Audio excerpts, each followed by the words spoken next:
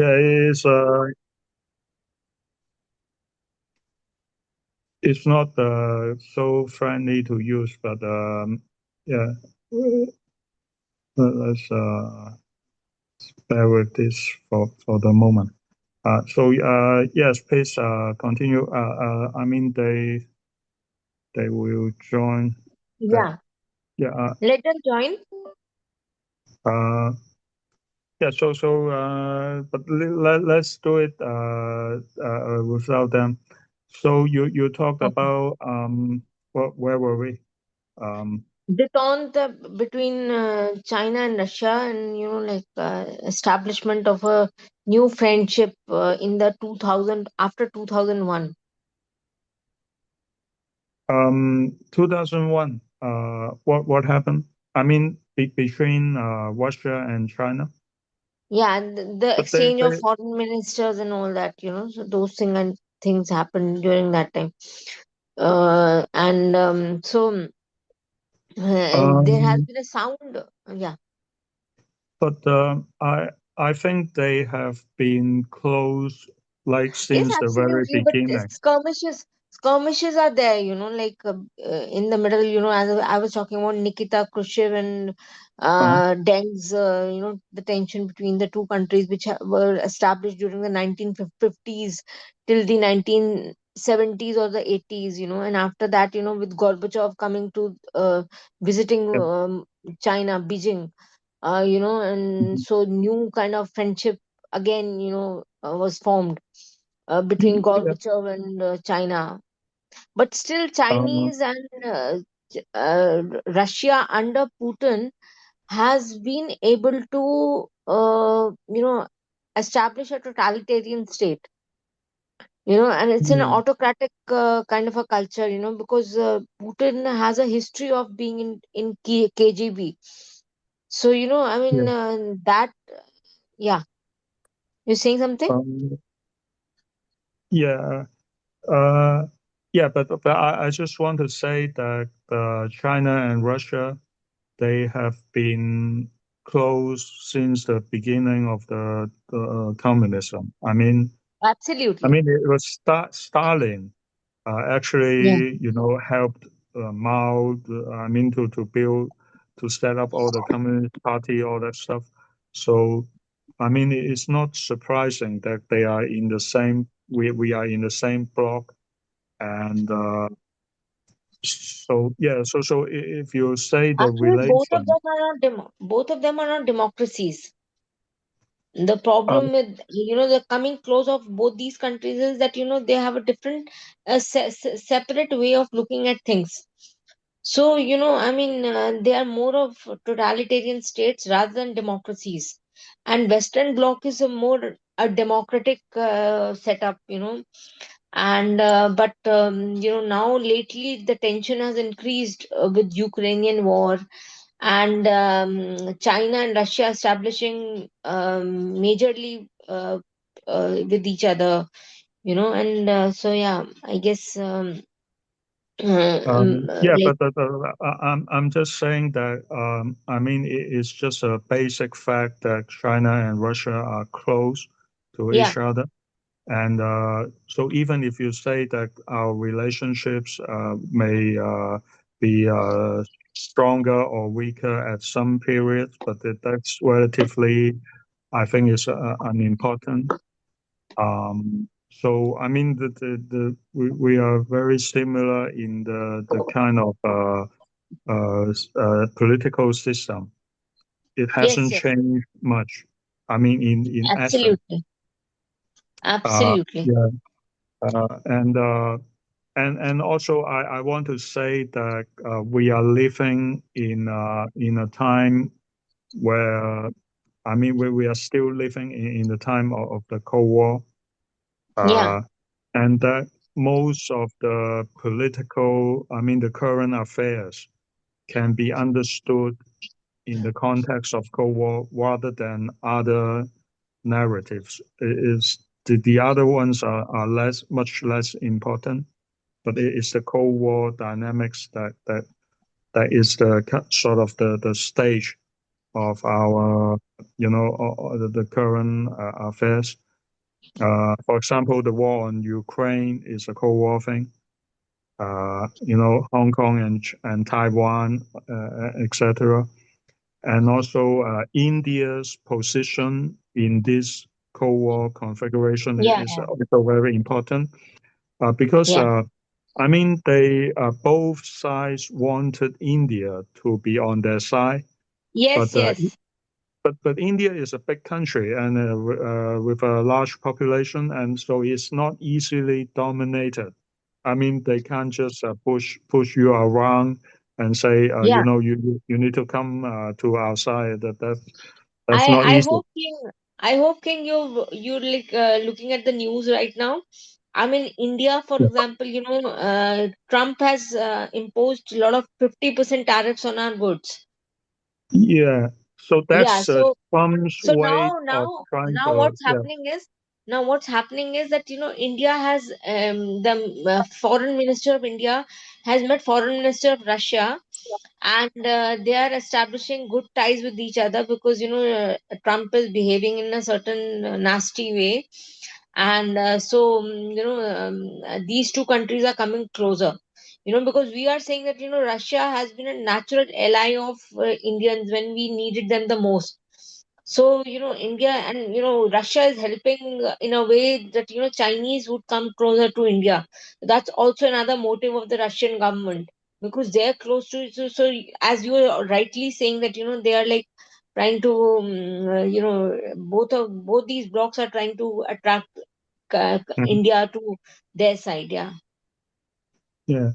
Um, But yeah, and I also pointed out last time that, for example, India wanted to, well, I mean, always want to have trade relations with China, and uh, yeah, and it is a good thing. I agree. And also the news. I mean, the few days ago, they also talked about the trade relations is strengthening. I mean. I don't know which side, but they both sides agreed to have more trade. That's a good sign. But I also mentioned that if you do trade with the Eastern Bloc, for example, with China or Russia, yeah.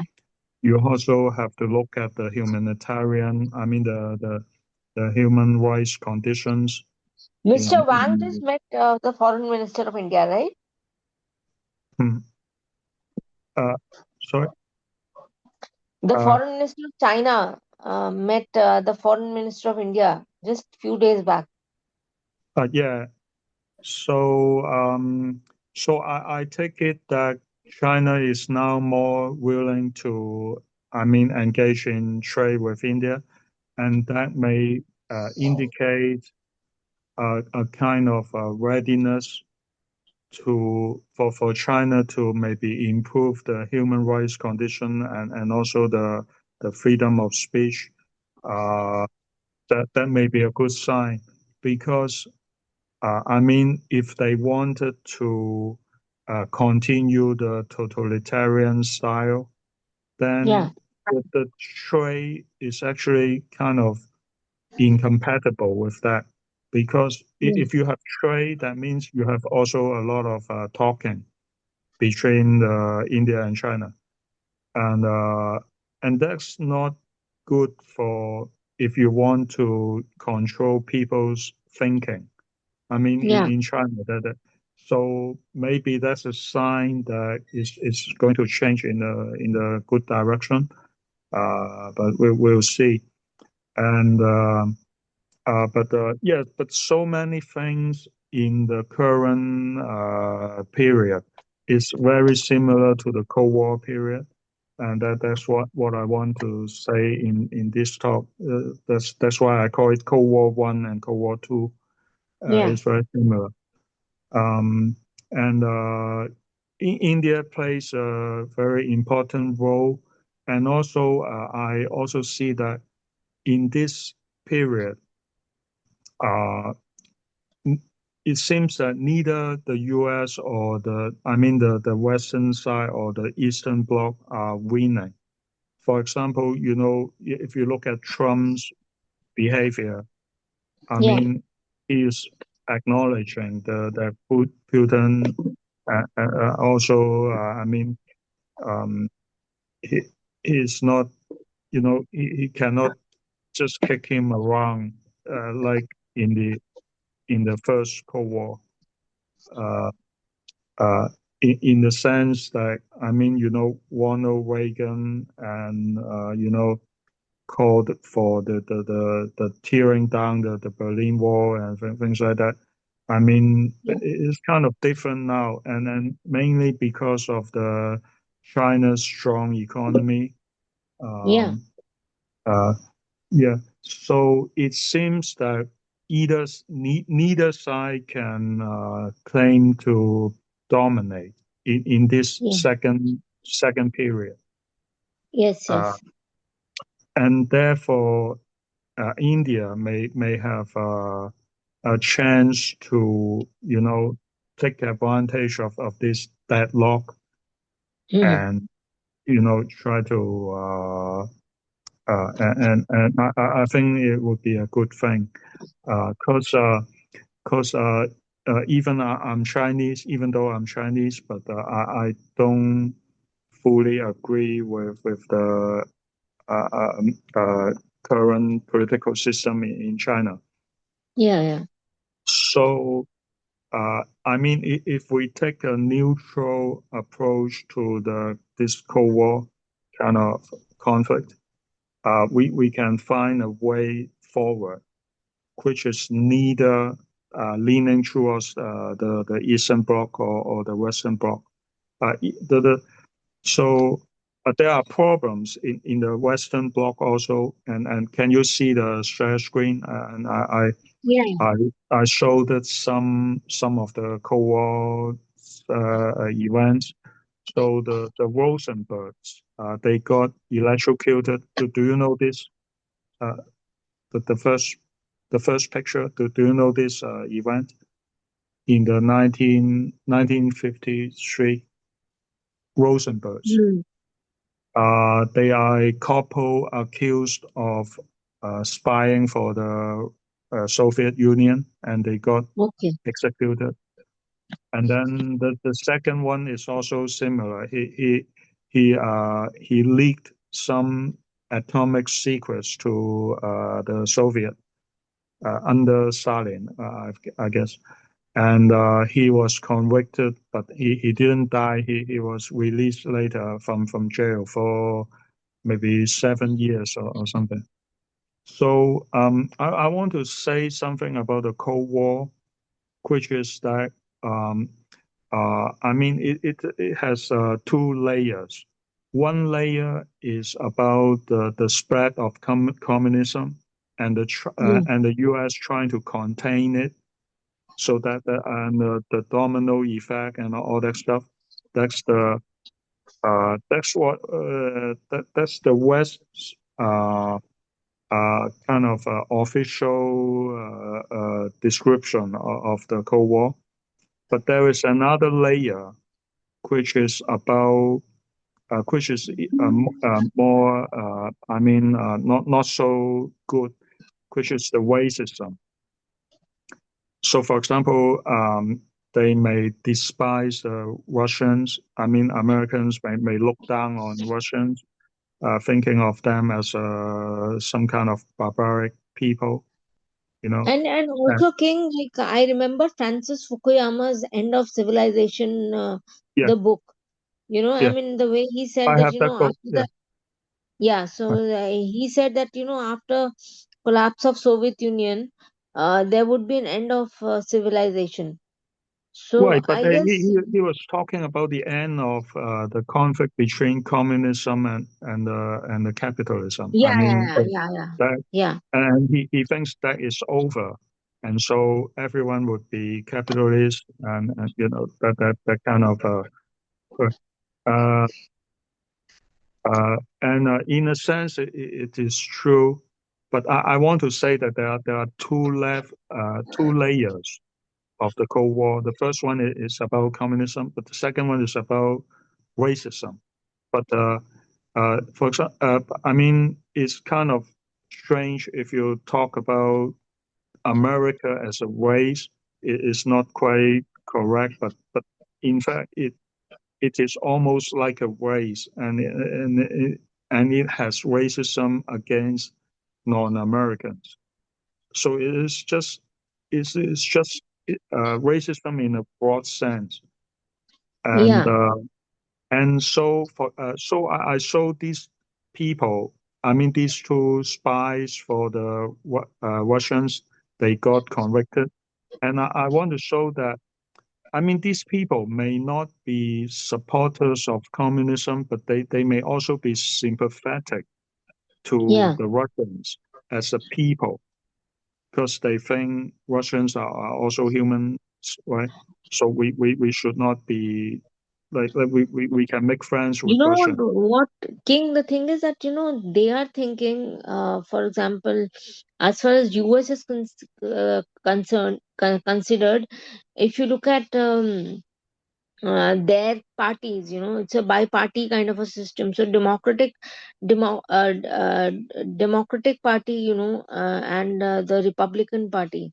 So one of them is more leftist in nature. The other is the rightist in the nature, which Trump right now is part of. Why wing? So sorry, Why yeah. wing? Yeah. Yeah. So, but what they want to, what they consider is that you should have a system whereby you have the Chinese counterpart to become more like left Democratic Party in US, rather than the Mm, image of communist, as in right now in China, and Russia is also again a totalitarian state.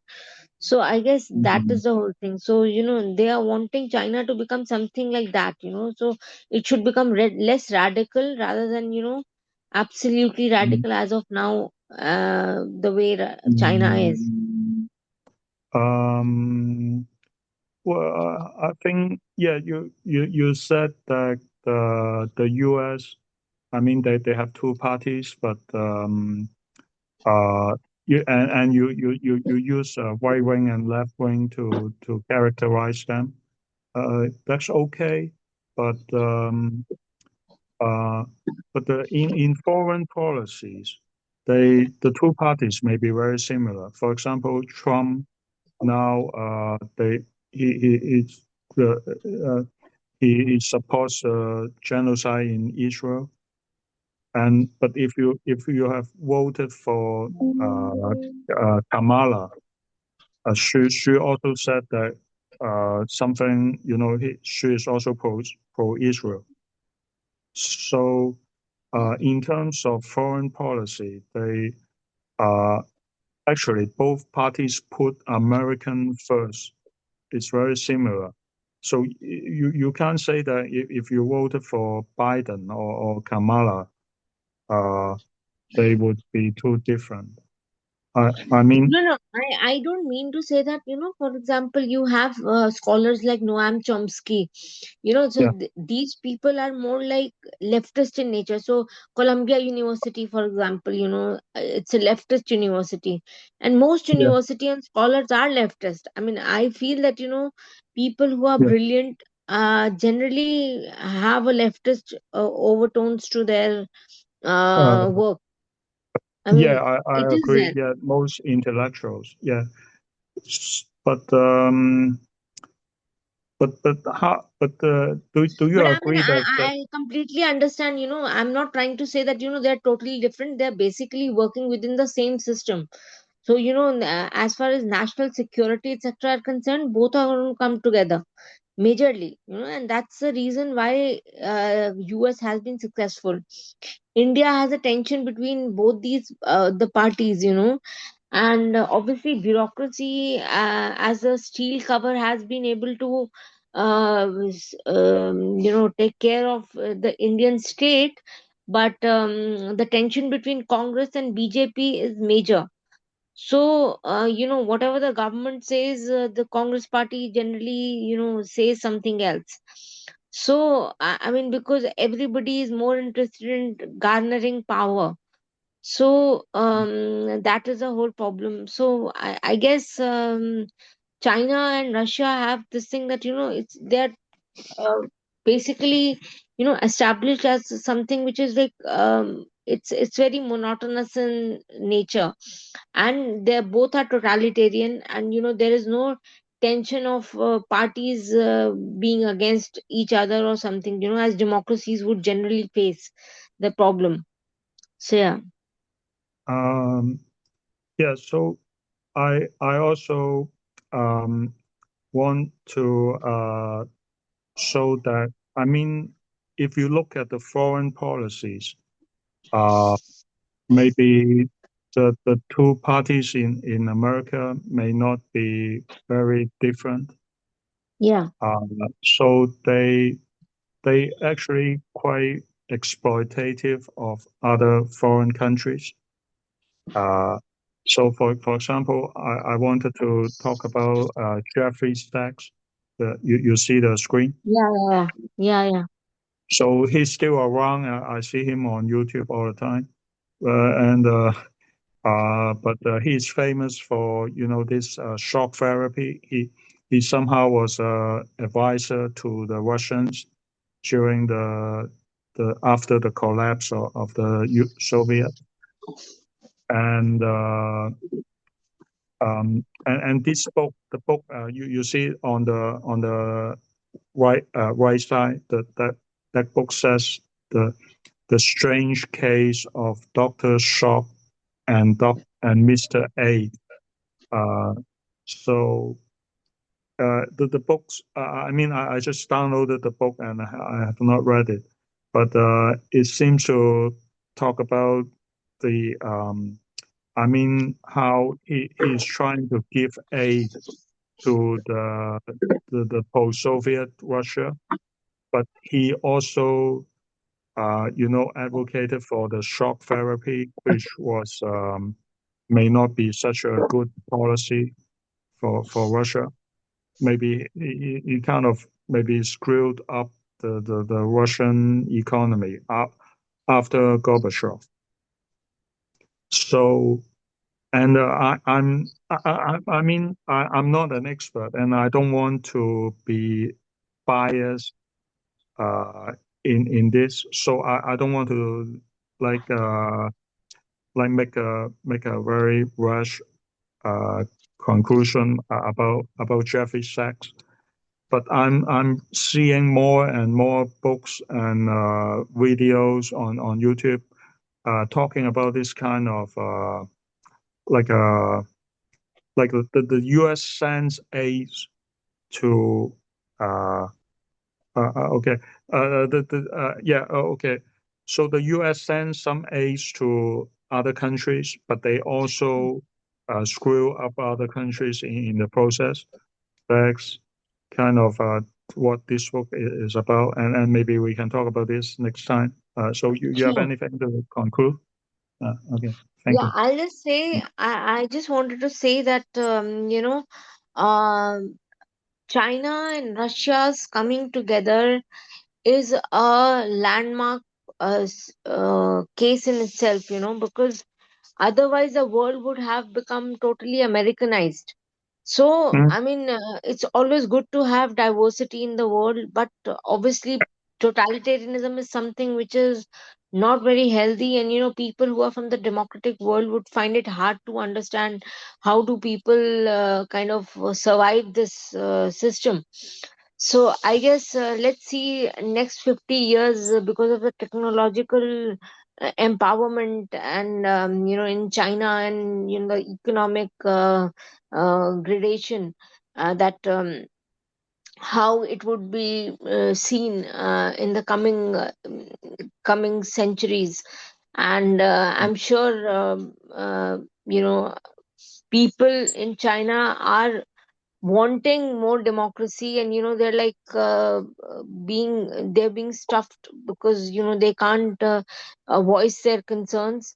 But for example, like in COVID and all, people revolted in China, for example, and Mm. that how they have been majorly put back Yeah, to the homes, and yeah. so that's So something. So yeah, it is an exciting time to be in, and yeah, we may be seeing the multipolar world order. I mean, forming. yeah, Okay. absolutely, absolutely. Uh, That's a more the beauty of the whole thing, and all of us, for example, Africa is going to rise in this coming century. You will see a big a continent which has been oppressed for centuries because of racism, etc., and economic problems which they have faced because of colonialism. So I guess Africa is also coming. South Africa, for example, in the BRICS formation. So they are coming in a big way. So I guess Africa and India and China and Russia's blocks are going to be a challenge to many of the Western bloc situation. So yeah, and also Latin America. Yeah, Latin America, of yeah, course, of course, yeah. of course, of course. And I think what's interesting is that almost, I mean, basically the whole world now can be understood in the Cold War dynamics, and also in the post-colonialist I mean, perspective. after all, if you Uh, see that, how Africa is now aligning itself with Russia and China. I mean, China has established many relationships with African countries now. Obviously, they have to pay debt for it, and that's a problem because that's helping the Chinese economy, but it's draining the African countries. So I guess they are trying to be more friendly with Russia, and yeah, so yeah, I guess that's the whole thing. Yeah. yeah, and but I want to point out maybe there is the importance to be able to be neutral Yeah. in this situation. So it may not be completely a good thing for Africa to be one-sided with China.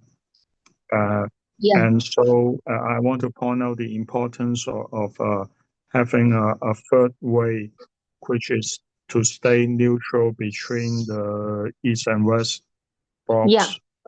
And I also think that India should also take this stance. It would be Yeah. most beneficial for the Yes. advancement of the whole world. Yes. Because if you are one-sided, then you tend to, I mean, the direction tends to go wrong in Yeah. some way. Yeah, and then both sides actually, the east and west sides, have their own problems that needs to be solved. I mean, Yeah. they need to change also. It is not just static. And so if we find a third way, then we can Yeah. also lead them to make those changes. Yeah. Okay. Yeah. So I mean, this is an interesting topic, and we definitely need more time to discuss this. But Definitely. Definitely. you need to leave now. So okay. We So can speak thank more about NAM. How to establish a non-aligned kind of a system. So NAM. the answer What's the answer full work for NAM? It is non non-aligned aligned. movement. Non-aligned Oh, okay. movement. It was a term during the Cold War. Is it? Yes. Yes. Okay. India took the position that it's going to be neither with this block or that block. It's going to be neutral. I have not heard of the term before, but it is Okay. actually exactly the same as what I want to, Yes. Yes. yeah, Absolutely. yeah. So yeah, it's good to know that, and uh, yeah, I will try to learn more about this movement. Yeah. Man. Okay. Hmm. Um, so, We can ask Mark also if he has some opinions on that. Mark is here. yeah, I will talk to him afterwards. But yeah, Mark can speak now if you want. Uh, yeah. Um, and what do you think is Modi's stance towards the U.S. and China? What do you See, think? as I just told you, Mr. Modi is as of now he's a part of a rightist government, and I mean the tension between America and Russia over the Ukraine war. I mean the Americans have been forcing India to to take positions against Ukraine, in favor of Ukraine and against Russia, but India hasn't done that. India Mhm, is it feels that it's a natural ally in Russia, and they do mhm, not want to see it being crushed by these countries, European countries. mhm, So I guess Mr. Modi is now approaching Russia for more help, as far as we, even during the war, I mean, we bought gas from Russia, despite the fact that the US was forcing us that we should not buy anything and buy mhm. boycott it, but we did Right. not do that. So I Mhm, mean, and because of that, they had put levying mhm, taxes on us and tariffs on us. So mhm, India has approached Russia now, so I mhm. mean, forcing them to renegotiate with India. So yeah. Yeah, it's interesting, and they may be right to. I mean, they are following the money, but they also doing the right thing. Also, it seems to Yeah. be coincide. So that's a good thing. Yeah. I guess, in my opinion, also. Uh, Yeah. uh, um, yeah. So we are seeing more and more countries. They tend to assert that they want to stay neutral in this, Yeah. and that's a good thing. And In my people opinion. don't have less tensions in their own countries. They're poor countries, they have to develop industrially, etc. Africa, Latin America, etc. So they don't have to. We are not rich countries that will be able to have focus on one block over the other. So I guess we need more neutrality and friendship being forged across continents. Yeah. So it would be important that these countries can maintain the neutral position because it's not easy because you either fall to the one side or the other. Yeah, It's very unstable. But if more and more countries are neutral, then it becomes, I mean, more easier to stay neutral. yeah, yeah. Uh, right. Uh, Yes, yeah. So, yeah. So I mean, I feel sad that the U.S. is, for example, they don't they are unwilling to stop the genocide in Palestine, and yeah, also China still unwilling to give up the totalitarian style of government. yeah, And these are the problems I want to see changes. yes, And then so now we have I mean many European countries and also African countries. They want to push for the Palestinian state to recognize the yeah, Palestinian yeah, state, and this may force the U.S. to also change its stance towards Israel. mm, And they are also talking. I mean, Trump is talking to to Keir Starmer in England about recognizing the Palestinian state. So I think so. So this is an example of other nations, uh, you know, uh, uh, uh, um, playing a role to to change the Cold War dynamics, Yeah, yeah. and so it is also moving in the right direction. I only like hope it is moving faster because we have people dying in Palestine and also Absolutely. in Ukraine. But in a sense that these two wars may be related because if the U.S. keep helping Israel, then it may be also shooting his own foot in the war in Ukraine because Yeah. that gives Russia some kind of justification because if you are doing these bad things in Palestine, then why can't I do something similar in Ukraine? You know, that kind of logic. Yeah. And so these two wars they look different. So I They are guess, separate.